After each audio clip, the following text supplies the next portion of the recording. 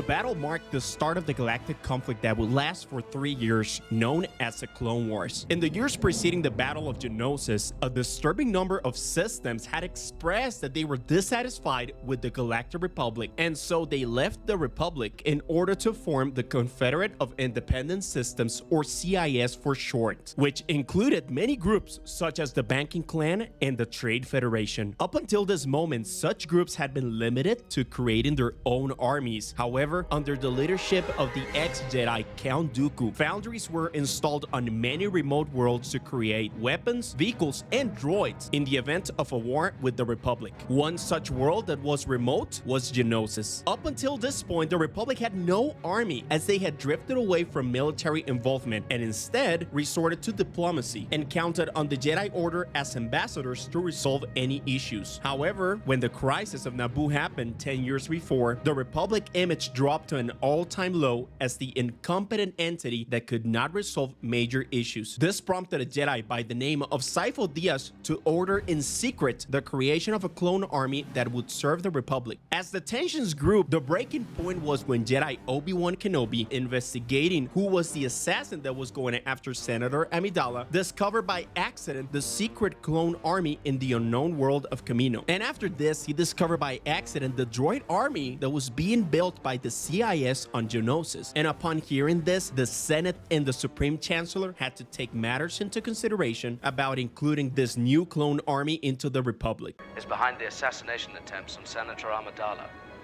The Commerce Guilds and the Corporate Alliance have both pledged their armies to Count Dooku and are forming a...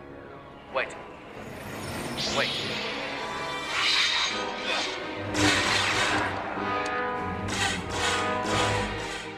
A Jedi task force was sent to Geonosis to resolve the situation and rescue Obi-Wan Kenobi. But as the situation spiraled out of control, the Republic assumed control of the clone army and launched an attack on Geonosis. The resulting battle marked the start of the infamous Clone Wars. Before talking about the armies, let's note one thing. As the clone army was picked up from Kamino by Master Yoda, it was not clear how the external leadership would work. This is because even if the clones themselves had their own ranks, it was not clear what the role of the Jedi would be in this army. The Jedi had been the ambassadors of the Republic for centuries, and now they were overwhelmed with fighting against another army, especially one of the size of the CIS. The Republic army consisted of around 200,000 clone troopers, which were transported to the planet aboard Republic Acclamator class ships. The army had also around 215 Jedi, many of whom had perished in the Geonosis arena, and Master Yoda, who would serve as somewhat of a leader for the army. As for spaceships, the Republic integrated 1,600 of the brand new LA-8T gunships alongside 400 of these that were from the transport type variant, which would carry up to 2,100 ATTE walkers and over 100 heavy artillery turbo lasers. As for the CIS, their assemblies were inside the planet, so they counted with an even bigger number of ground troops than the Republic did. The droid army was led by the CIS leaders, and the initial army counted with more than 1 million B-1 battle droids, over 100,000 B-2 super battle droids, 4,100 Hellfire droid tanks, over 15,000 dwarf spider droids, 7,500 homing spider droids, and over 3,000 droidicas. In regards to spaceships, the CIS had over 280 interstellar transports, hundreds of Geonosian defense starfighters, and over 60 core ships. One thing to note is that these core ships were part of the Lucre Hulk transports that had been converted as the Trade Federation had been limited by the Republic in its droid and ship creation after the Battle of Naboo. So they came up with the clever idea of building these and stating that they were just transport ships. But little did the Republic know that these could be converted again into a whole battleship in space. When the Republic arrived into the planet, they found little to none planetary defense nor any shield protecting the planet, with the exception of a few orbital cannons inside the planet that were destroyed before the army could land. The planet had no shield so as not to create any suspicion from the Republic side, although by this point it was already too late. The Battle of Geonosis was primarily a ground campaign planned to be a sudden, overwhelming attack that would destroy the Confederacy before it could gain more power. After penetrating the atmosphere, the Republic dropped a fleet of gunships to the planet's surface. The transport carried thousands of clone troopers and dozens of ATTE walkers. Some of the transports moved to the Geonosian arena, where a Jedi strike team was surrounded, and after rescuing them, they attacked the core ships of the Trade Federation. The CIS and its fierce Geonosian allies refused to surrender and sent hordes of droids onto the battlefield to counter the incoming Republic forces. As the Geonosians' forces were no match for the Republic, the droid army led the attack. Spider droids and Hellfire tanks were able to slow the clone army temporarily, but the Jedi commanders spread their forces to flank the slow-moving droids. If both armies facing face-to-face was bad enough, the Jedi were themselves in the front line, leaving the clones with little to no guidance at all. Many clones would remember how chaotic the Battle of Geonosis was compared to the rest of the war, as the Jedi had no clue how to handle the army, leading up to many unnecessary casualties amongst the clones. As the Republic engaged in a chaotic ground battle, the CIS leaders realized that at the pace they were going, the Republic would eventually overrun them.